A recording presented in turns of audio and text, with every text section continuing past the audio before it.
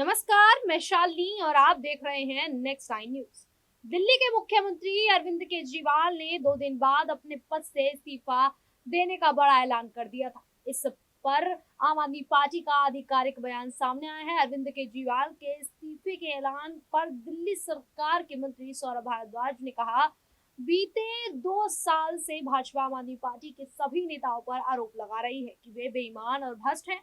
2 साल बाद भी ईडी और सीबीआई अरविंद केजरीवाल के खिलाफ मुकदमा चलाने की हिम्मत नहीं जुटा पाई। सौरभ भारद्वाज ने कहा, सुप्रीम कोर्ट ने अरविंद केजरीवाल को जमानत दे दी है, लेकिन वे जनता के बीच जाकर अग्नि परीक्षा देना चाहते हैं। अग्नि परीक्षा देने के बाद ही अरविंद केजरीवाल मुख्यमंत्री की कुर्सी पर बैठेंगे। अरविंद केजरीवाल एकमात्र ऐसे मुख्यमंत्री हैं जो अपने पद से इस्तीफा देने के बाद कह रहे हैं कि अगर मैं ईमानदार हूं तो ही मुझे वोट दो, अन्यथा मुझे वोट मत देना। केजरीवाल के इस्तीफे के ऐलान पर दिल्ली सरकार में मंत्री और आम आदमी पार्टी की नेता आतिशी ने और क्या कुछ कहा है, सौरभ भारद्वाज ने क्या कुछ कहा है, सुनिए। अरविंद केजरीवाल जी ने पार्टी ऑफिस के अंदर एक घोषणा की है कि पिछले 2 साल से भारतीय जनता पार्टी अरविंद केजरीवाल और उनकी पार्टी के तमाम बड़े बड़े नेताओं के ऊपर कीचड़ उछाल रही थी कि ये लोग चोर हैं, इन्होंने बेईमानी की, इन्होंने भ्रष्टाचार किया, इन्होंने करोड़ों रुपए की कमाई की। और 2 साल की लंबी जांच के बाद भी ईडी सीबीआई के पास वो हिम्मत नहीं है कि वो ट्रायल भी शुरू कर पाएं, मुकदमा भी नहीं शुरू कर पा रहे। ये बात सुप्रीम कोर्ट कह रहा है। और इस बात पे सुप्रीम कोर्ट ने जब अरविंद केजरीवाल जी को जमानत दी तो साफ साफ केंद्र सरकार की प्रीमियर एजेंसी सीबीआई के ऊपर टिप्पणी की है कि सीबीआई आज भी पिंजरे में कैद तोते की तरह काम कर रहा है, दुर्भावना से अरविंद केजरीवाल को जेल में रखने के लिए काम कर रहा है और कब ट्रायल शुरू होगा इसका कोई पता नहीं।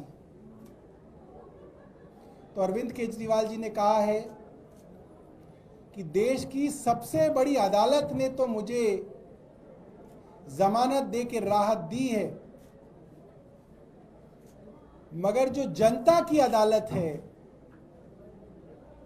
मैं जनता की अदालत में जाके अग्नि परीक्षा दूंगा और अग्नि परीक्षा को जब पार करूंगा तो उस कुर्सी पे बैठूंगा जो मुख्यमंत्री की कुर्सी है, वरना उस कुर्सी पे नहीं बैठूंगा।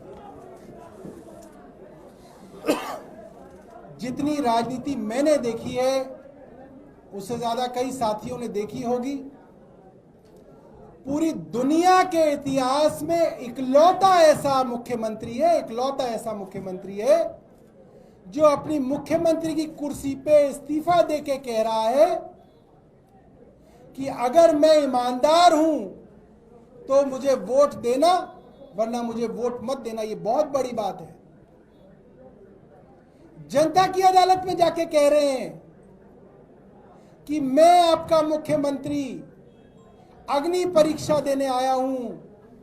2 साल से मेरे ऊपर कीचड़ उछाली जा रही है, आरोप लगाए जा रहे हैं, नैरेटिव चलाया जा रहा है और वो आदमी रिस्क ले रहा है इतनी बड़ी चीज का, अपने पूरे करियर का रिस्क ले रहा है वो आदमी, और कह रहा है इतनी कीचड़ उछालने के बावजूद, इतनी विपरीत परिस्थितियों के बावजूद, जब पार्टी को उसके ऑफिस से निकाल दिया हो, पार्टी के तमाम नेताओं को गिरफ्तार किया गया हो, पार्टी के पास पैसा ना हो, ऐसे में अरविंद केजरीवाल कह रहे हैं मैं जनता के बीच जाके कहूंगा कि अगर मैं ईमानदार हूं तो मुझे वापस मुख्यमंत्री की कुर्सी पे बिठाइएगा, वरना मत बिठाइएगा।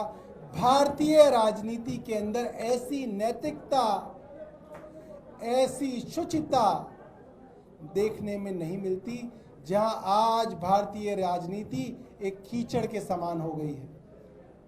ये इकलौते अरविंद केजरीवाल हैं। अरविंद केजरीवाल कहते हैं कि तमाम आरोपों के बावजूद, कीचड़ उछालने के बावजूद एक चीज भी अब तक अदालत के अंदर साबित नहीं हुई, एक आरोप भी। मैं बहुत गंभीरता से ऐतराज दर्ज करता हूं। सुधांशु त्रिवेदी पढ़े लिखे व्यक्ति हैं, सजा याफ्ता शब्द का इस्तेमाल उन्होंने जो अरविंद केजरीवाल जी के लिए किया है उसका मैं घोर ऐतराज करता हूं। उनको इतनी समझ कानून की होनी चाहिए, इतने पढ़े लिखे वो होने चाहिए। वो एक मेंबर ऑफ पार्लियामेंट हैं। सजा याफ्ता का मतलब कन्विक्टेड होता है। अरविंद केजरीवाल की ट्रायल भी अभी तक शुरू नहीं हुई, आपने सजा याफ्ता डिक्लेयर कर दिया। इलाज कराएं सुधांशु त्रिवेदी अपना, वरना इलाज हम करना जानते हैं। उनको मैं चेतावनी दे रहा हूं, अपनी जुबान संभाल के बात करा करें। अरविंद केजरीवाल जी ने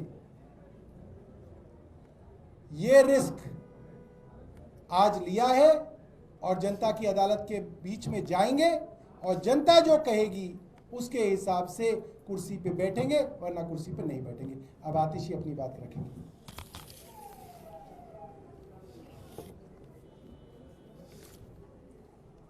आज का दिन सिर्फ भारत के लोकतंत्र में नहीं, देश के लोकतंत्र में एक ऐतिहासिक दिन के तौर पर दर्ज होगा।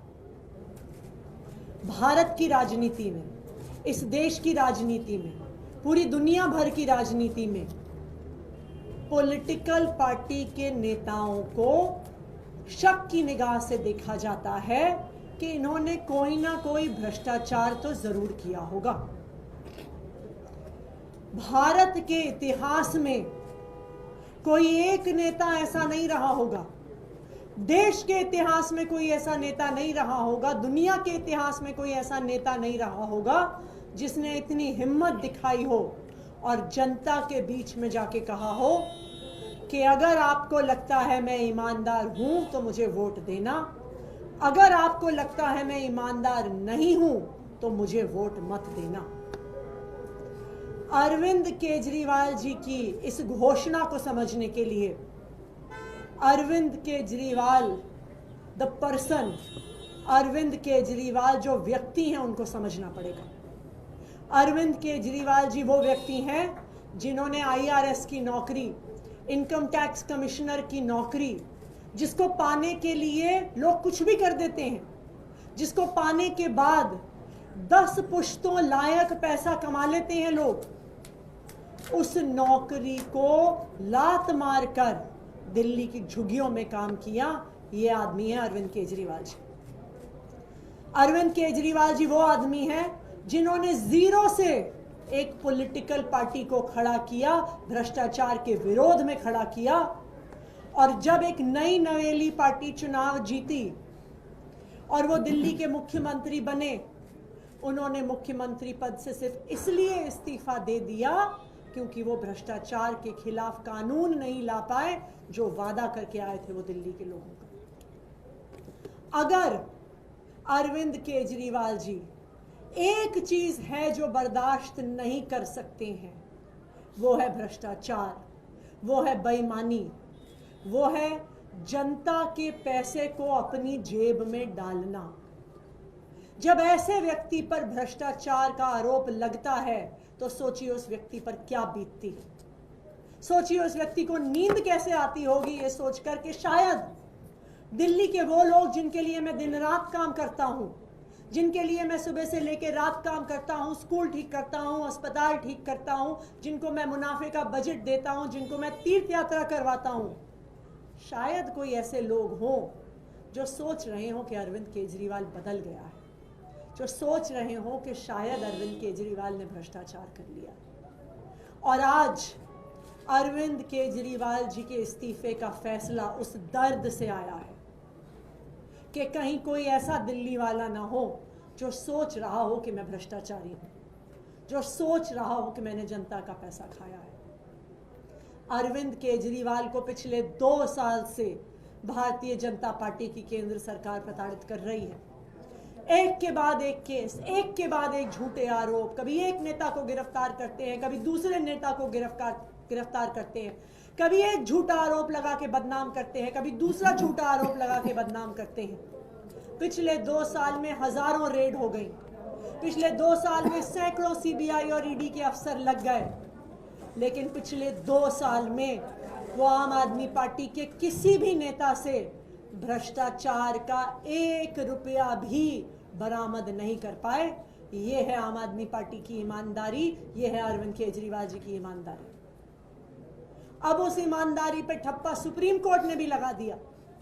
सुप्रीम कोर्ट ने ना सिर्फ आम आदमी पार्टी के सभी नेताओं को जमानत दी, सुप्रीम कोर्ट ने ना सिर्फ अरविंद केजरीवाल जी को जमानत दी, सुप्रीम कोर्ट ने भारतीय जनता पार्टी की केंद्र सरकार और उनकी एजेंसीज के मुंह पे तमाचा मारा और तमाचा मार के कहा कि ये जो एजेंसीज हैं ये एक पिंजरे में बंद तोते की तरह हैं जो सिर्फ अपनी मालिक की आवाज में बोल रही हैं। सुप्रीम कोर्ट ने तमाचा मारा केंद्र सरकार की एजेंसीज को और कहा कि अरविंद केजरीवाल की गिरफ्तारी सिर्फ एक दुर्भावना से हुई है, उनको जेल में रखने की दुर्भावना से हुई है। सुप्रीम कोर्ट ने तमाचा मारा ये कह के कि केंद्र सरकार की एजेंसीज को स्वतंत्र होना पड़ेगा, उनको इंडिपेंडेंट होना पड़ेगा, उनके इन्वेस्टिगेशन को अबव बोर्ड होना पड़ेगा।